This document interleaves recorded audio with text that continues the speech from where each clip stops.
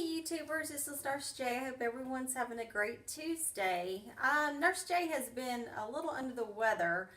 I am trying to nurse a hamster back to life. Now, whether I can do this or not, I'm not sure. Took the hamster to the vet, has bad pneumonia. I'm doing humidifier treatments. She got a shot of steroids and is on 2 antibiotics, and I'm feeding with a syringe. So y'all just send good vibes to the universe, and if the poor baby makes it, I hope she does. She's 2 years old, and you know they don't last that long. So Nurse J has been up all night, worried, sick about the little baby. So I wanted to make a quick video about was Jesus really crucified, or was someone crucified in his stead? And was this a resurrection hoax? You know, I'm not a religious person any longer. I just kind of like to show what's in the Bible and the contradictions and kind of pull out pieces and let people kind of start looking at things in a different point of view. Not trying to say, well, you're stupid, you got to come out of this, or whatever, that's your choice.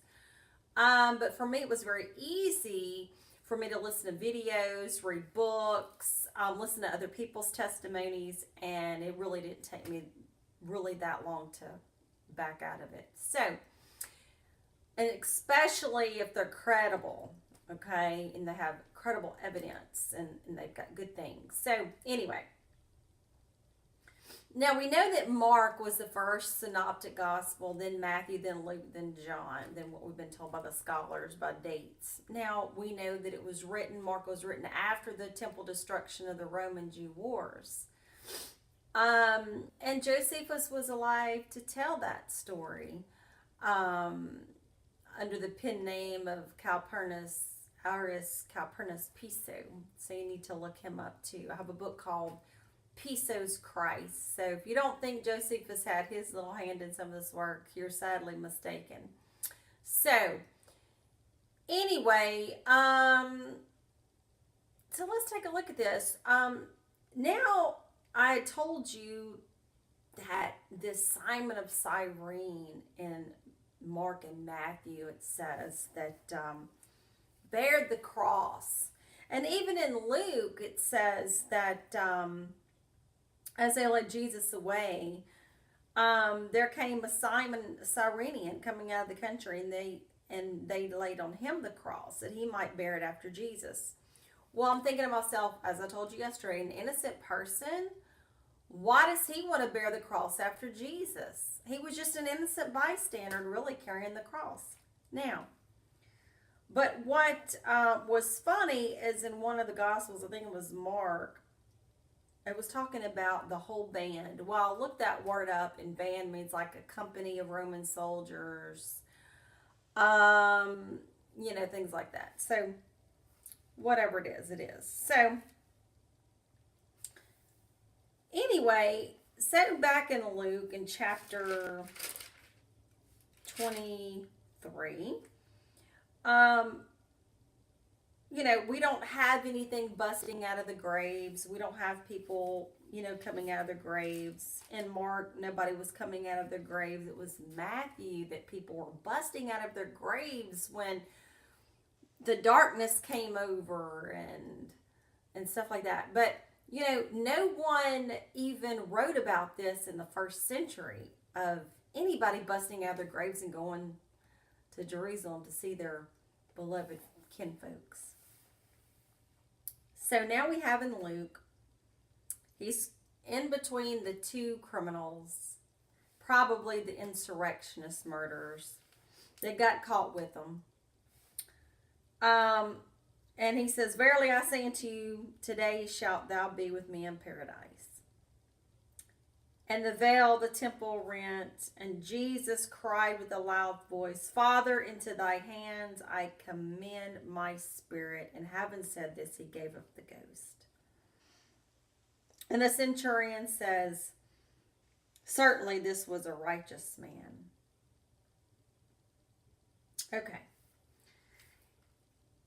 You know what is so funny about this story is we've been told that the centurion that poked Jesus in the left side, his name was Longinus. And he is also represented as a saint by the Catholic Church called Saint Longinus, Longinus. Go look it up. That he pierced the side of the Lord. Okay. Did you know that when Julius Caesar was stabbed multiple times in the Senate, that the last stroke of the knife, quote sword, quote spear, went into Julius Caesar's left side? The brutal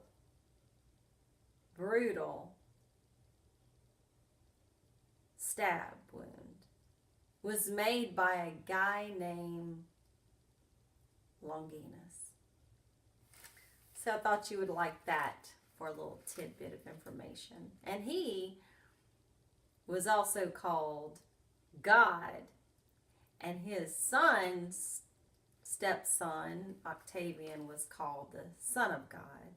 And do you know that right now in the Vatican on the obelisk, it says all these wonderful things in Latin? See, we don't know Latin over here. We're not taught that. So, still today in the Vatican, they have the sons of God and God in their obelisk. Where's Jesus? Okay. Now something that is it's going to make you scratch your head, go, what the hell, and is this another trick or this another treat, Nurse J, for Halloween? Because tomorrow is the big day. So I thought maybe I would give you a big bang for your buck the night before Hallows Eve and the trick-or-treaters come banging at your door. So Jesus gets hung in Luke, per se, but it told you also in Mark and Matthew and Luke about a Simon of Cyrene to bear his cross. And in Mark and Matthew it talks about that Simon of Cyrene was scourged and had a purple robe, and then his clothes got put back on, and they cast his lots. And then in Luke,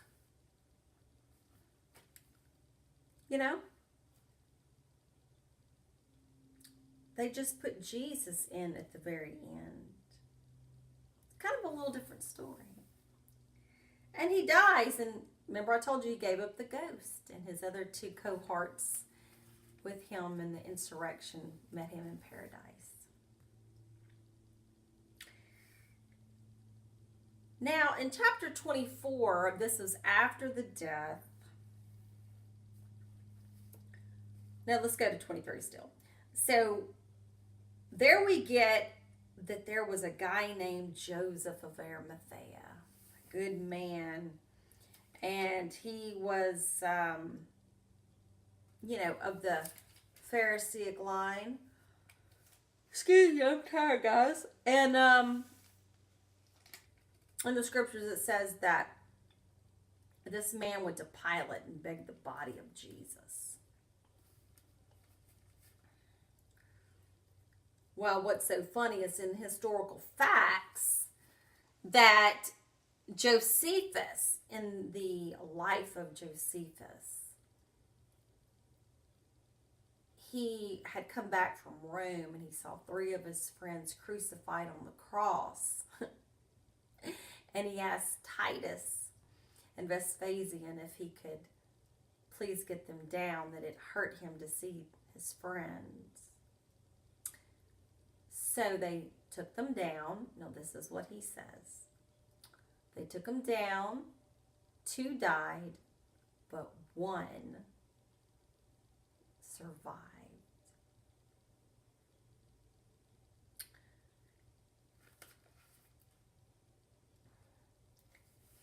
And Josephus, in his Antiquities of the Jews, the Jew and Roman War, he he fought against a bunch of Jesus's or Joshua's or Yeshua's, however you want to say it. It doesn't matter. Just get the book and look at all the Jesus's he was fighting.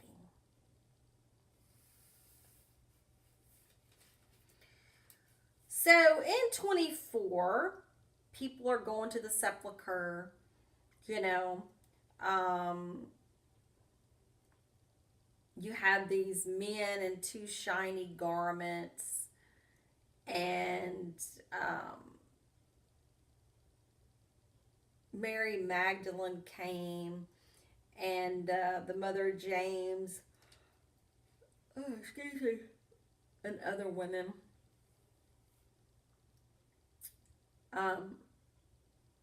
In verse 6, he says, he is not here, but is risen. Remember how he spake unto you when he was yet in Galilee? And Peter ran to the sepulcher. Okay? And was tripping out about all this. And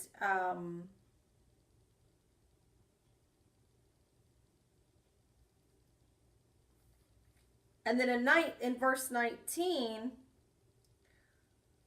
and it says, and he said unto them, what things? Because they were talking to Cleopas, which was the husband of, quote, Mary, mother of Jesus, supposedly. I'm just kind of giving you the backdrop. And this Cleopas cat was walking, and they bumped into him, and they said, you know, have you heard what's been going on and what happened in these past few days? And he said unto them, what things? They said unto him, concerning Jesus of Nazareth, which was a prophet, mighty in deed and word before God and all the people. Well, first of all, why would one of the disciples call him a prophet? I thought he was called Christ, or the Son of God, the Messiah. But he's a prophet. Prophet's a little bit different than the Holy One. And he also said, and how the chief priest and our rulers delivered him to be condemned to death and have crucified him. But we trusted that it had been he which should have redeemed Israel. And beside all this, today is the third day since these things were done. So 21 is very crucial as well, because in the first century, these Jews, these Israelites, whatever you want to call them, mumbo jumbo, was looking for a star prophecy for a Messiah, quote unquote, king, not a person who's supposed to have been died and resurrected and all this, but he was to be a king over the kingdom of Judea. Just like Caesar was over Rome. So, very interesting that he says, but we trusted that it had been he which should have redeemed Israel. See, they doubted him already. We thought it was him that was supposed to redeem Israel. We thought it was him that was going to kick Rome's ass. And this was what we were looking for. See, first century Judea was a hotbed for insurrectionists and zealots. Please, please go do your homework. And beside all this, today is the third day since these things were done, he says.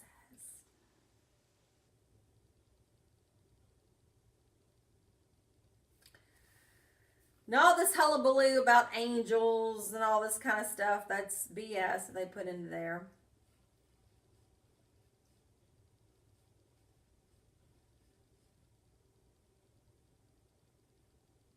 This is a funny one. On verse 25, uh, talking to Cleopas and them, he says, Then he said unto them, O fools and slow of heart to believe all that the prophets have spoken. Ought not Christ to have suffered these things and to enter into his glory? You fools! Are you going to believe all this? Take it as you will.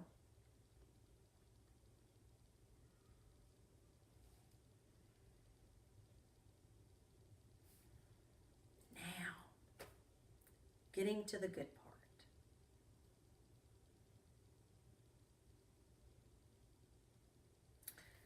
In verse 34, it says, saying, The Lord is risen indeed, hath appeared to Simon. And they told what things were done in the way, and how he was known of them in breaking of bread. And as they thus spake, Jesus himself stood in the midst of them, and said unto them, Peace be unto you. Salam alaikum.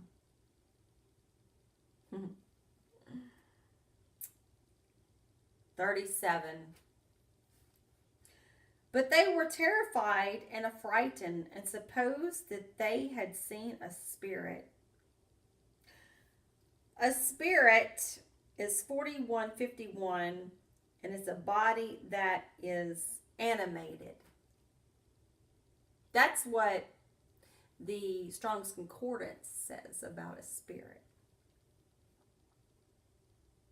Pneuma is air. So here you have in Luke Jesus getting taken away and led away. Simon the Cyrene is gotten to bear Jesus's cross after him, per se, but in Mark and Matthew it is Simon that is crucified. Go read it. They go to the sepulcher in Luke and were amazed that these two people, men, said he's risen. He's not here. And they thought that he was the one that was supposed to redeem Israel.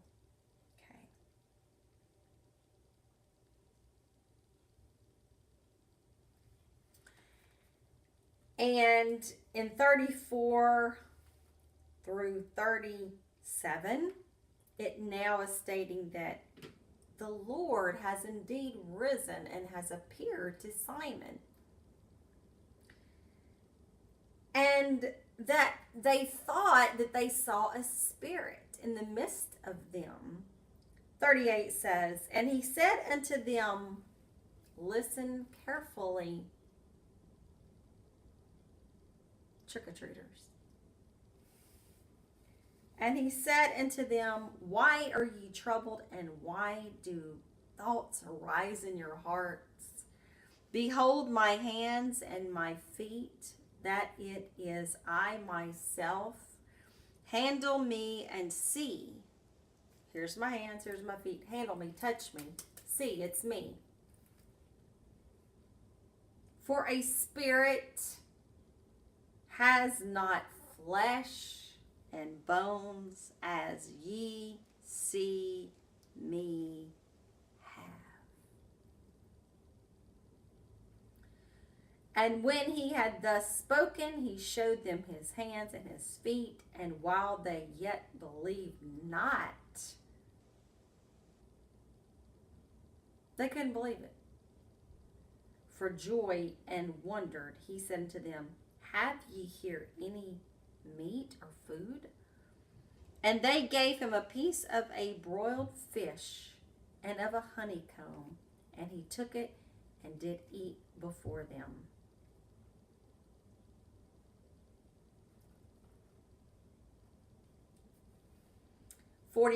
And he said unto them, these are the words which I spake unto you while I was yet with you, with all things must be fulfilled, which were written in the law of Moses, and in the prophets, and in the Psalms concerning me. Then opened he their understanding, that they might understand the scriptures. But then, in verse 25, it says, O fools, and slow of heart to believe all that the prophets have spoken.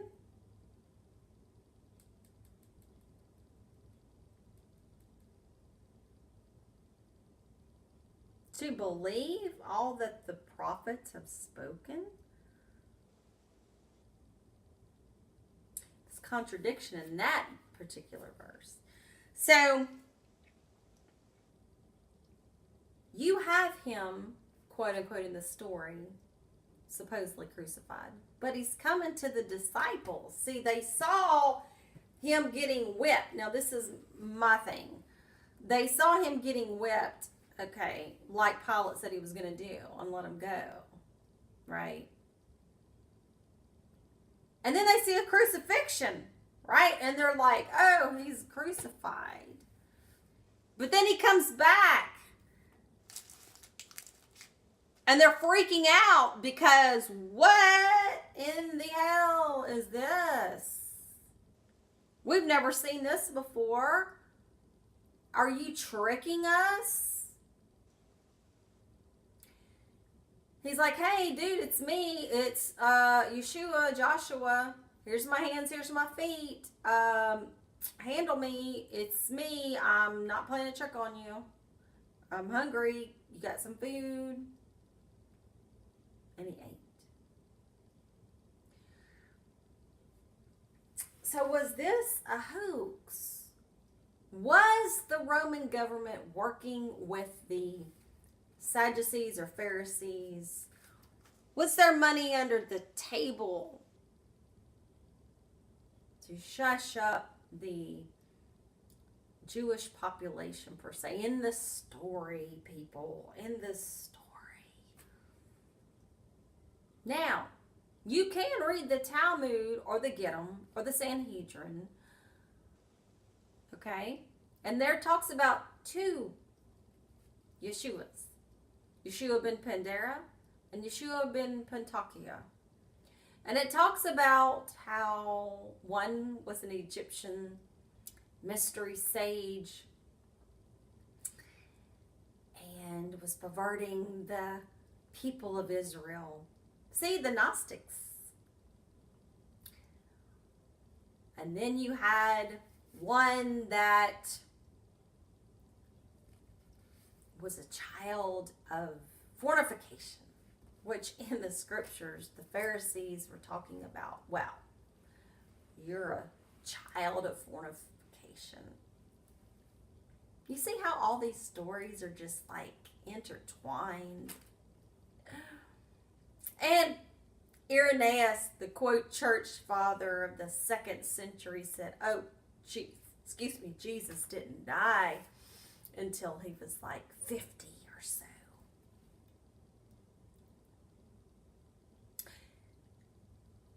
And in the scriptures, they talk about Abraham and him. The Pharisees and Jesus were going back and forth, and they said, you're not yet 50, and how do you know these things?